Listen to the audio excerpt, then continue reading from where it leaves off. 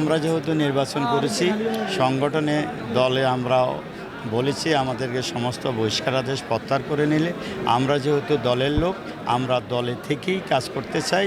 কারণ এই দলে আমাদের জন্ম ৭৮ সালে আমরা ছাত্রদল করি এবং দুইবার আমি মনোনয়ন পেয়েছি, নির্বাচন করতে পারিনি, যার কারণে সেই আবার কিভাবে নিয়েছে আমি জানি না।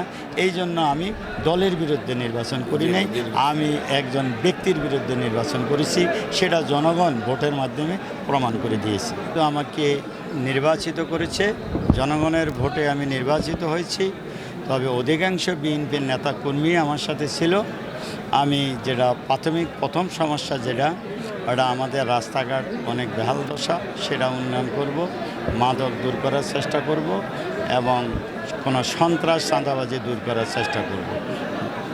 আমি সবাইকে নিয়ে কাজ করতে চাই, কারণ আমি একা তো পারবো না। সমস্ত নেতাকর্মী যারা পরাজয় হয়েছে একজন তো পাশ করবে, সবাই তো পাশ করবে না।